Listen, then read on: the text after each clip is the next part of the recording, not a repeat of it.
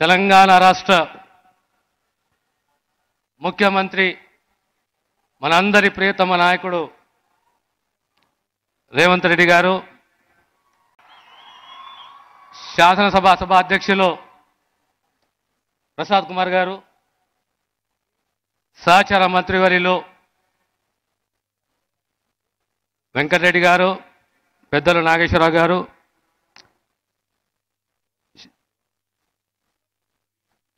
Chief secretary గారు, చెల్లెలు సురేఖ గారు, షబీర్ అలీ గారు, వేదికలు అలంకరించిన పెద్దలు,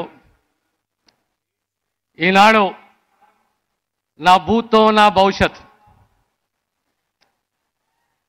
సుమారు 7,000 మంది నర్సులకు ఈరోజు ఉద్యోగ పత్రాలు ఇవ్వడము. ఈ నర్సు వృత్తి అంటే మామూలు వృత్తి కాదు. పుట్టిన ప్రతి పాప నుంచి చివరి శ్వాస వరకు మీరు ఉండేది మా ఎంబడి, మాకు సేవ చేసేది మీరే.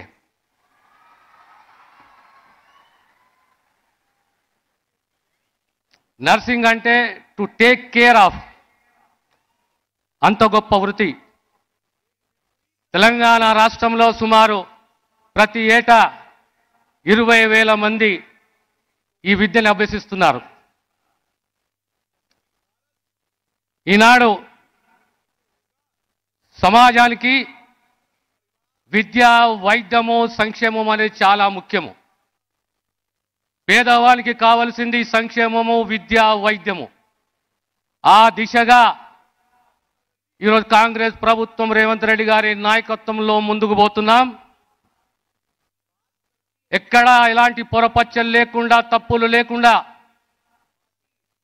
గతంలో ఏ రకంగా అయితే లేదా పేపరు లీకులు, కోర్టు కేసులు అని ఏవీ లేకుండా మీరు అడిగిన వ్యవధి,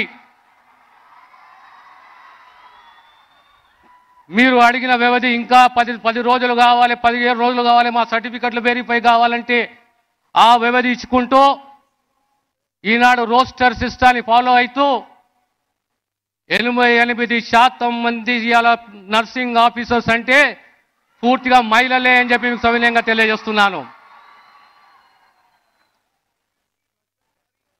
భవిష్యత్తులో ఎవరో విమర్శిస్తుంటారు, గాలికి విమర్శలు, ఎక్కడ వాయే జాబ్ క్యాలెండర్ అని చెప్పి, ఎక్కడ వాయే నియామకాలని చెప్పి.